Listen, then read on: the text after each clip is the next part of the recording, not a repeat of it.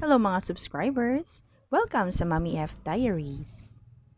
Attention Deficit Hyperactivity Disorder, or ADHD, is a disorder marked by an ongoing pattern of inattention or hyperactivity that interferes with functioning and development. It can make focusing on everyday tasks and routine challenging. ADHD doesn't mean that you cannot focus. In some cases, it means that you focus intensely on something that may not be a priority. Some people describe it as a constant feeling of being overwhelmed or paranoid. For years, people with ADHD were stigmatized and labeled as lazy, procrastinators, flaky, or irresponsible. These labels only produce shame and prevent those with ADHD from seeking help.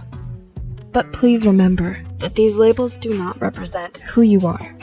Before we begin, remember that this video is for educational purposes only and is not intended to be a substitute for professional advice, diagnosis, or treatment.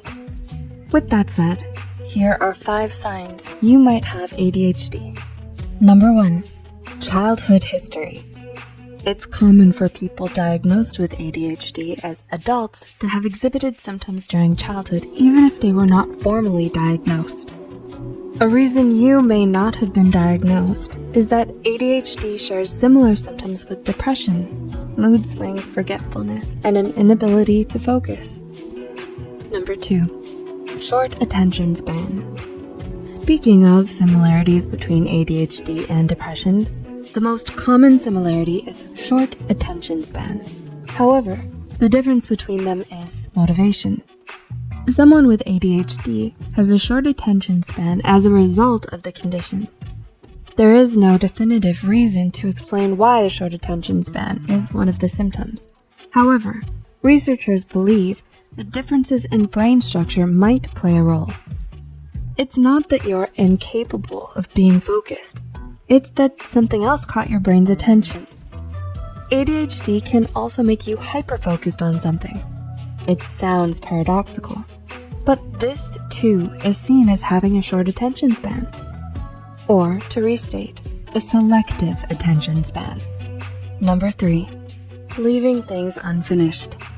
As a result of a short attention span, you might be prone to leaving things undone.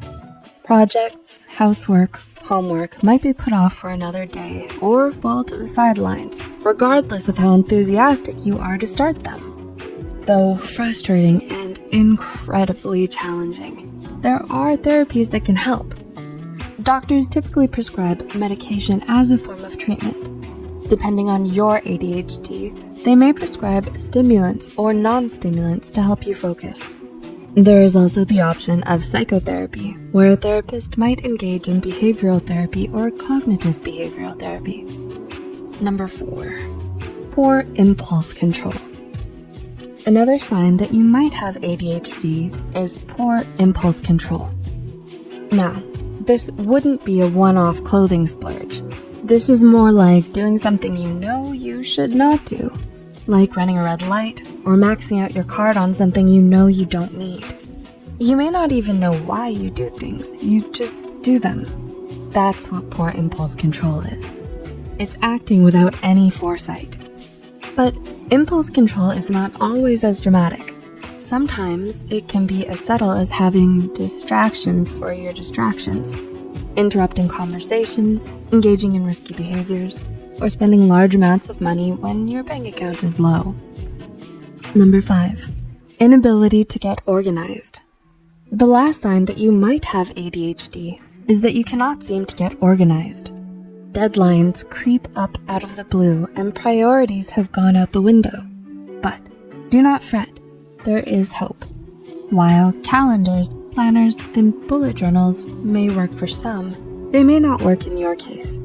However, alarms may help. Give yourself 30 minutes to an hour to complete something from your to-do list.